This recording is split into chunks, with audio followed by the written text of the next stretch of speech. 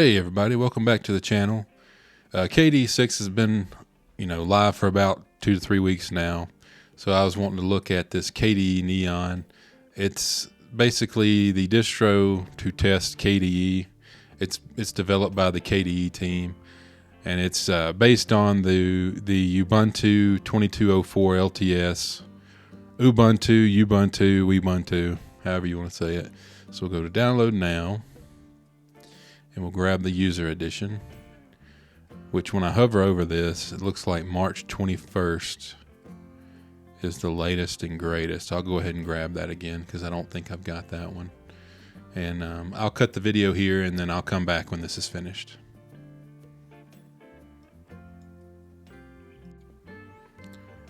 All right, and our download finished on the ISO. So what we'll do now is we'll go grab Etcher. And I've been getting a lot of comments. Why are you recommending Etcher? Why don't you use Ventoy? And I know about Ventoy. I use Ventoy. I've got a video on Ventoy. But these videos are made for the, beginner, average user, whatever you want to call it. So I'm giving like an A to Z for each one of these distributions. It's not that I sit here and I re-image a pen drive over and over and over and burn it out and have to go buy another one. This is just for the beginner, right? So if you're on Linux, you want this app image version right here, so we'll download it. And it's pretty quick. All right, and then you can click on the show in folder. That'll bring up your downloads. And then you want to right click on the app image, go to properties, permissions, and then set it to executable. And then you should just be able to double click. And I'll check do not show this again and execute. Okay, opened up on my other screen here. So at this point you can click on this flash from file, go to your downloads, and you'll see the Neon ISO that we just downloaded. Go ahead and click on open on that. And then you've got your USB drive plugged into your machine. So you just select target, point it to your USB stick, and then click on flash. It's going to prompt you for your password. Just type that in. And then once that's completed, you'll restart your computer, press F11 or F12 on your keyboard, and that'll bring up your boot menu. And then you want to arrow down and select your USB drive that's got that ISO on it. And I'm going to pause the video here and go ahead and do that, and I will rejoin you at that point. All right, and we've made it past the boot menu. We've got to the KDE Neon ISO. So what we're going to do here is the first option, I would say, is good for AMD cards. If you're running into issues on NVIDIA, you can try the second option, the safe graphics. But I'm on the AMD card, so I'm going to press enter on KDE Neon. Let this boot.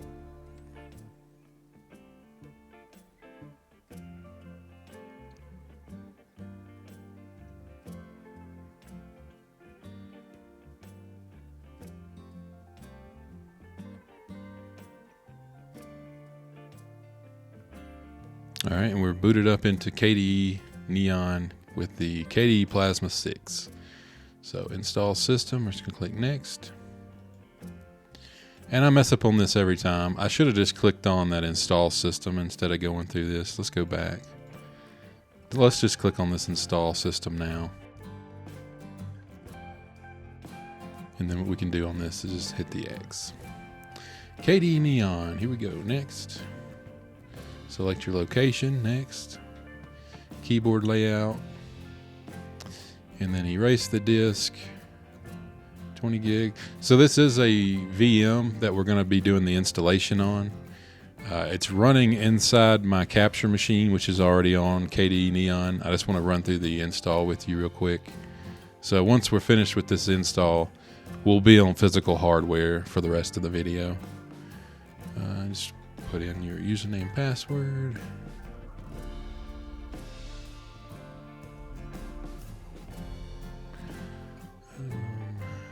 KDE Neon 6. Put in a super secret password and then click on install. I'm not sure why that KDE popped up again, that little wizard, but let's hit the X on that. And then I'll speed this portion of the video up.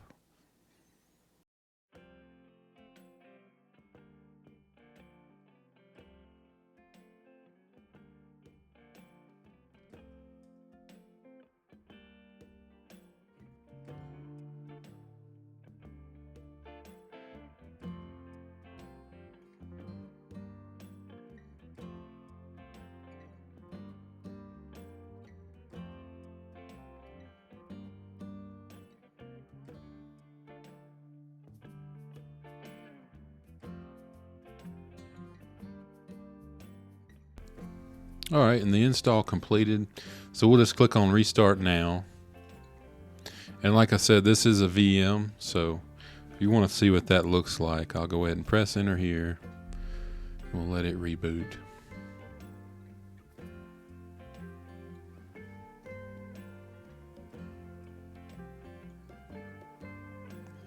And just so you get that first login experience here, I'll go ahead and sign in.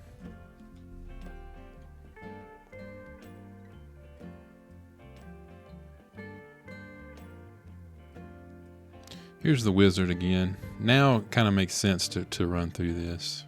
If you're new to KDE, it kind of gives you an overview of what to expect and how to get to certain things, how to install software via Discover, etc. Okay, so this is the default wallpaper, the default white theme. What we can do here is we'll go into Discover and check for updates.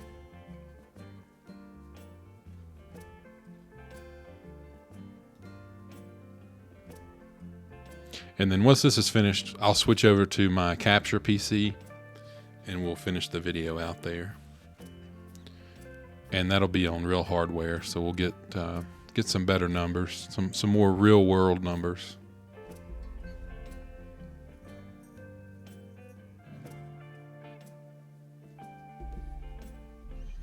All right, and there's no updates because the ISO that I downloaded is actually from yesterday, so either today or yesterday, so there's not really anything to update.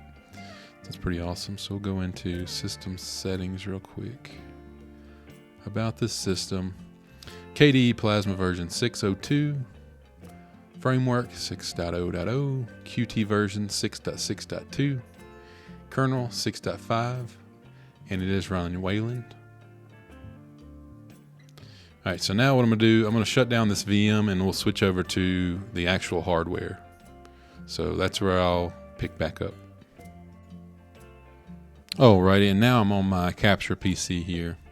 And I've went ahead and changed the theme back to the default so we can walk through changing the theme if you don't want the white with the default wallpaper here. We're just gonna click on Super and type in Theme. I'm gonna go into this global theme here. And I will change this from the regular breeze to breeze dark. When I hit apply there, that's going to make everything give it that black effect on the taskbar, and I believe it changes the wallpaper to a little bit more of a purple dark theme as well. But I don't really want to stay on that, so what we'll do is come back out of here and go into wallpaper. And I've snagged this green wallpaper from Ubuntu Unity. It's where I grabbed this green wallpaper. If you like it, let me know and I can throw it in the comment section, or to download it, or the description of the video. I can put it there. But yeah, just to kind of customize it as we get started here.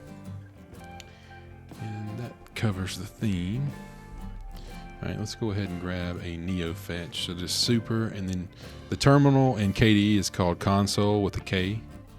So let's type in console, press enter, and then we'll do a Neo fetch. Oh, I don't have it installed, so what we'll do is copy the sudo command and paste it in, and it's just sudo apt install Neo fetch. Press enter. And let's go ahead and install that. Shouldn't take too long.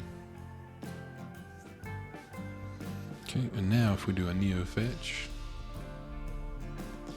you can see that we're running KDE Neon 6, on kernel 6.5.0. Uptime is 3 hours. Yep. Packages, I've got a little over 2,000 Debian packages and 6 Flatpaks. And the desktop environment is Plasma 6.0.2. And that's running the window manager KWin. Or terminal, of course, is console.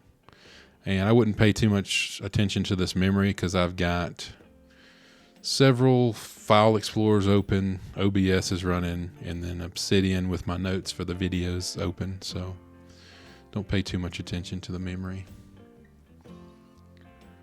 And then let's go ahead and cover how to install software.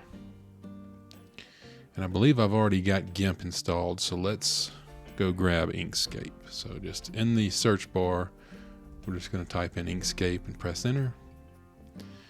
And it tells us that it's a vector graphics editor. It's cool, that's what we want. And in the drop down here, you can either get the Debian package or you can get the FlatHub, which is the Flatpak edition.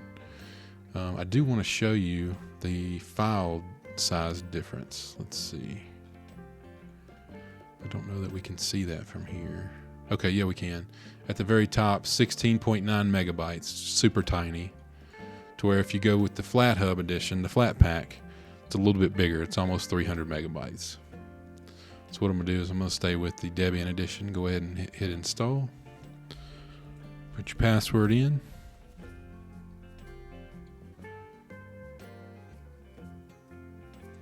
And it's tiny. It should install pretty quick. Let's click on launch there. And boom, we've got our Inkscape app installed. Super easy, super quick. So Discover pretty much has all the, it's kind of like the App Store for anything that you would need to install. All right, let's take a look at the system tray. At the bottom right, we've got our show desktop. So if we were to bring open a few windows here, just to kind of cascade them so I can show you the effect that it'll give. Peek at the desktop, you click that. Of course, everything, gets out of the way and you can see your desktop. You click it again, everything snaps back into place. So that's that. All right, let's check out System Monitor.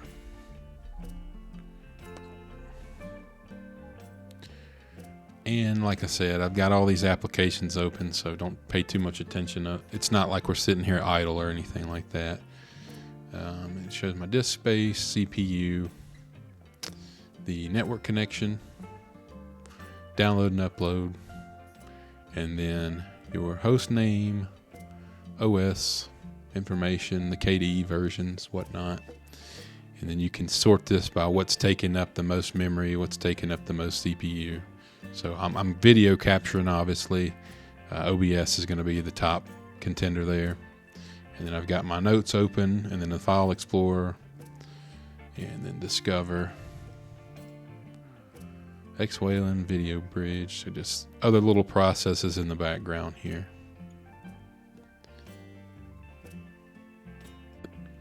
So I kind of ran over, show and hide the desktop button, but then I forgot to go through the rest of this, so let's get through it now. Then we've got our system time and date. You click on that, we've got a calendar. And then we've got our show hidden icons. You click on that, it's got just kind of to keep the system tray from being too overcrowded with things. They've got this this button where it's kind of like an overflow where other icons can go. So here's your Wayland to X11 video bridge, your key vault, your Bluetooth enable, disable, your brightness and color for your monitor, your external drives that you can plug in, display configuration, KDE Connect if you want to connect your cell phone and get your text messages from your computer, and then power management. And if we minimize that back down, we've got our network, microphone, speakers, clipboard, and then these will only show if you've got OBS open. I'm screen recording, so that's the icons that show here. And I've got notifications turned off. I don't want to get a message right now while I'm video capturing, so that's why you see that. But typically you'd have the little bell icon here, and you can click that and you've got your notifications. And then over to the left, we've got our Discover, System Settings, and then the Super button. And then one thing about the Super button, you can right click in here and you can show alternatives. So if you're used to the Mac OS look and feel, you can click on Application Dashboard. So now when you click on Super, you get more of like a full screen menu here versus just the Start menu, classic look. Show alternatives. You can do Application Launcher. I believe that's the default. And then the last one, Application Menu, just gives you more of a Windows XP type style or Linux Mint style menu here. So I'll go ahead and change that back. And then while we're on the taskbar, we'll just go ahead and show that you can enter an edit mode. And then here's the new menu for KDE Plasma 6. If you click on the set position, you can move your taskbar to the left and right or at the top. So if you wanted to move it to the top and then go grab, Plank's not going to work with Wayland. You'll have to switch to X11. But you can grab Plank, and there's another dock that actually does support Wayland. I'll have to look it up. I can't remember the name at the moment, but I'll leave it in the description. So you can, pop that up at the top and then grab you a dock and have that Mac OS look and feel if you'd like. You can change it from being centered. Let me unclick on that. You can change it from being centered to left adjust or right adjust. You can change the width. Visibility, you can have it auto hide. You can have it dodge windows. As the window gets close, it'll dodge the window. And then you can make it opaque, adaptive, or translucent. And then if you don't want it to float, you want it to dock from left to right and at the bottom, you can do that. This is the change to where this has been here for a while, but in KDE 6 it's default as floating. You can see the desktop behind it and below it. So yeah, that's editing taskbar at the bottom. And I was wanting to show you guys the cube effect, but apparently there's a bug with KDE Neon. But let me pull my notes up here. But there are other ones that do work. So Super plus G is the grid view. So if I had another workspace open, this is what the grid view would look like. Super G cancels out, and then Super W gives us, what do they call this one? Overview mode is Super W. So if I were to open another workspace, it would show here. That looks a lot like the GNOME look and feel there. And then what does Super Tab? Super Tab doesn't do anything. Alt Tab, of course, switches between. Okay. That's just a few shortcuts there. All right, let's take a quick look at the wallpapers. Scroll these over. And I'll just click through these. Pretty much the default that you're used to, with the exception of the new one.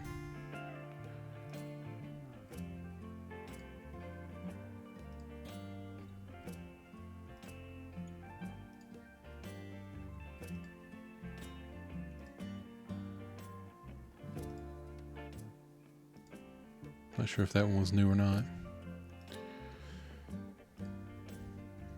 These are existing ones here. I like that one. The dark version, at least.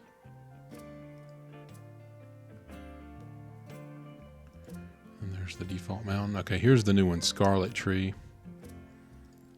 And that one's been there a while.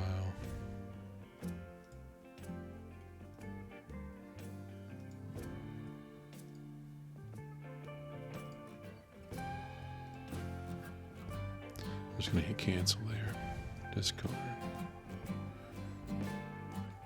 Okay, and if you wanted to install a different browser, I've got Chrome installed right now, but we'll do Brave just to kind of go through the installation path. And the FlatHub edition is the one that we're going to grab.